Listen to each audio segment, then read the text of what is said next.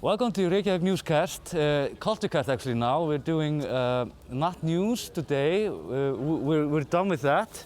I'm with this mask, not because I have COVID, I actually checked for that, but I have some sore throat and I don't want to transmit it to anyone. And also I'm going to meet an artist called Elli Egils. We have covered him before in our magazine. He's an absolutely brilliant painter. And he's in Iceland now. He doesn't live in Iceland, he lives in the US. And we're gonna go to our favorite gallery also, Gallery Port. Yeah, just follow me. It's an odd place. Hi. Good.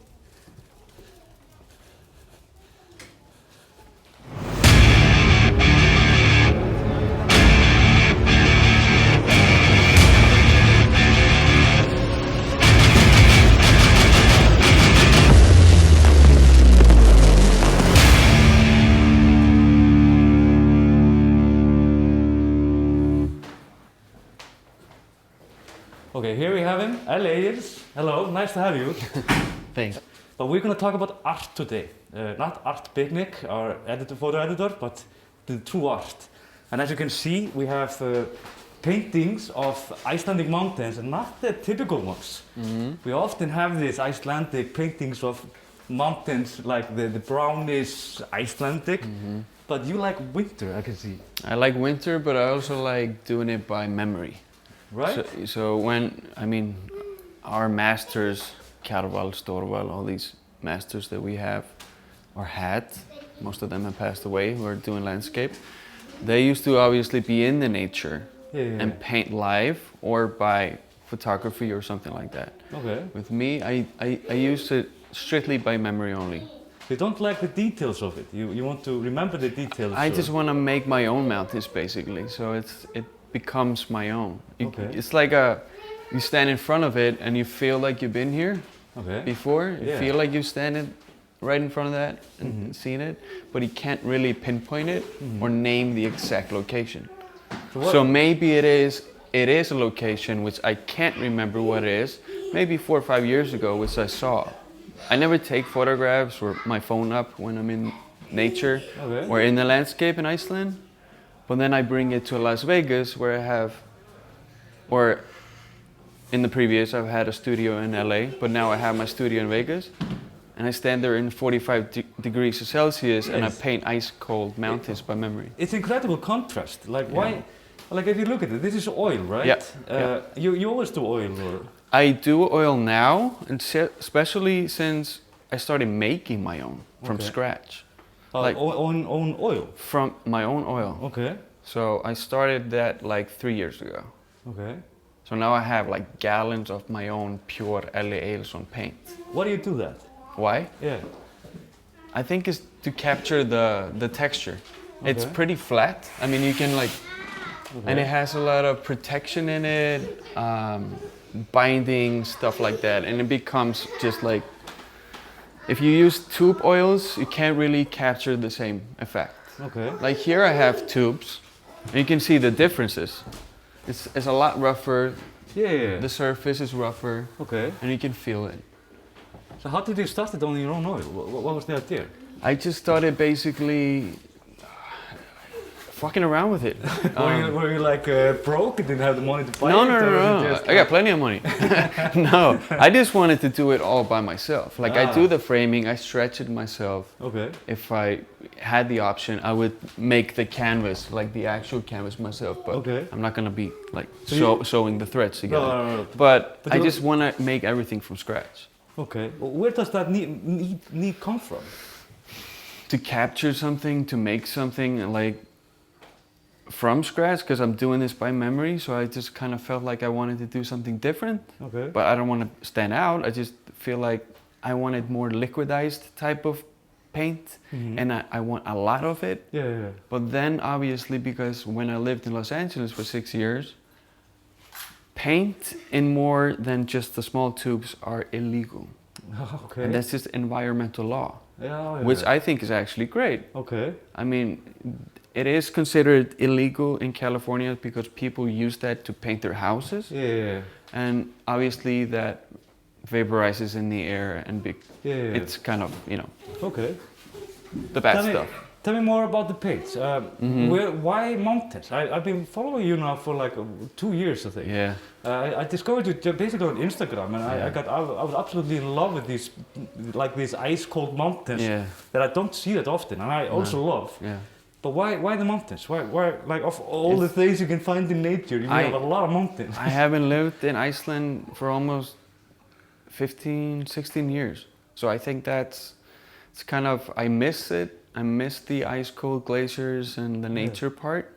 Maybe not the city. No. You know, I've always been the country boy more than the city boy. Yeah. So I just felt like I wanted to capture it. And obviously my dad is a landscape artist himself. He doesn't do it as much today, so I felt like I wanted to put my kind of aspect on it. This is like actually my last acrylic piece that I did, 2016. And I wanted to show it here to see like variety. These 4 are that pure oil that I make from scratch. This is the last acrylic, which is kind of based off herðubreið. So it's kind of my aspect, my view of how I see herðubreið. But I've never seen herðubreið with my own 2 eyes.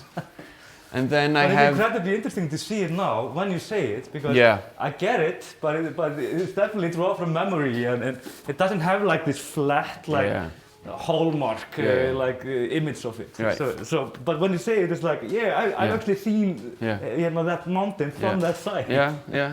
It's kind of the behind it. It's kind of a view you've never seen before. But here we have also like more colors. These are something brand new. This is something very different. This is textile, so it's actually fabric.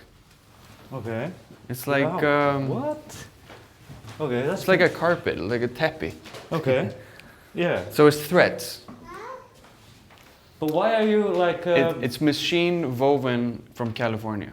Wow. Okay. So what do? You draw it? I base it off. I take photographs of previous works. And then I just like blow them up. I rework them in the computer because I have a graphic design background as well, so I can use that. And then I take the Pantone colors that I can use in the machine, and then they make it for me as big as I want. And I wanted to show these. These are the first ones I made. It's kind of an experimental thing, but I just wanted to see different types of art in the same exhibition. So why like you like, because they're like, it's always mountains, nature somehow, but you use the creativity and like these are organic threads. You're changing the medium a little bit. A little bit, but still it's details of mountains. So this piece will maybe be like 1/20th of this. It's just like that. So these are actually detailed parts of previous works, which actually are mountains. But is this something escalating? I think so. Do you want to do like other meteors, like meteors? Maybe not like dancing and stuff like that, but I could try. But then again, I've been in music before. I've done the graphic design part. I have a chef background. I study that. That's kind of an art skill as well, to plate, to master flavors. Definitely, right? It's just, I love changing different mediums. But I think obviously I'm going to be one of those old guys who are always going to paint.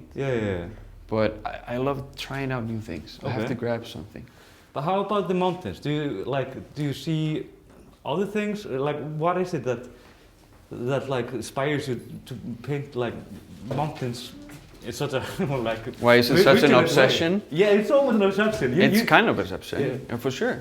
But first of all, I think this Icelandic landscape, it's, you know, for me, I come here as a tourist now, not as an Icelander. Because I only come here maybe once a year. And then I really appreciate the nature part. And the mountains are, excuse my French, but fucking fantastic. That's true. And some of them are just different from others. This is of course not the first exhibition, like you had one last year. Last year. I usually have one a year in Iceland. So you have a lot of material. You are working constantly, I guess, or? No days off. That's just pretty much it. I work daily, every day. I don't take days off. If we go on a vacation, to Thailand or something like that, I'm on the beach in my Speedo sketching. Trust me. Okay. I'm obsessed. Okay. But it's not just the mountains, it's the nature part. And it's also the graphic patterns that I see in nature. Yeah. Like these. Okay. I mean, these might like be glaciers, a part of it, and like ash and stuff like that, but I visualize and I see it differently than maybe others. Okay. And then I like to capture it, not by photographs or anything. I just wanted to get my style, and that's kind of how these are made. Okay. And then I just like the names of them come when I'm in the middle of the piece, pretty much. Okay. Tell me, like in time of COVID, it's like art is getting like a heavy punches. Yeah. Do you think like art have perhaps never been as important as now? Like, do you feel like art is like, I don't know, like giving us a window into some future or into some self-reflection or something like that? I think more people, even though they're not artists, they're trying art. So that it's growing. But for us artists, I'm not sure if it's a big difference. Because like for me, I usually just stay in the studio. Yeah. So I'm not amongst people. I don't hang around with a lot of people. Yeah. I'm not saying I don't have friends, but I'm usually in the studio. Yeah, so it doesn't affect me in a way. But obviously for galleries and museums to be open and to survive, that's obviously a whole different thing. But the situation in the States right now is kind of iffy, obviously. In Vegas, it's kind of okay. I mean, we got hit bad. Los Angeles is horrible at this point. Do you think this could change something, perhaps in like how you view art or how you work or how you perhaps like I think it's going to change. What you want to paint, perhaps? I think it's going to change everything. Yeah, right. Not just art or artists. I think it's already affecting, but it might just give us a little bit step back and appreciate things a little bit more. Yeah. It's pushing me to paint more. Yeah. And I'm pushing people around me to be creative. Yeah, right. Let's say you lose your job and you stay at home with your kid, and what are you going to do? You're going to be on the computer, you're going to watch TV? You have to do something. Or are you going to pick something up and maybe sketch or do something? Yeah, right. I really like that people are being creative, and I obviously support that 100%. And then I like, in the past, I've done a few interviews during these COVID times, and I always say, if there's anyone out there that needs an opinion or wants my help or something, like, reach out. I think it's the perfect time we reach out to each other and help out. We don't got shit to do. Yeah, right. So I completely agree. I think this is it. It's been really nice to meet you and just go over your painting and finally meet you. We've talked a lot together, and I've been watching you vigorously on Instagram. A few emails. Yeah. So yeah, thanks for that. We'll be back, I don't know, next week or something. Yeah. Peace out.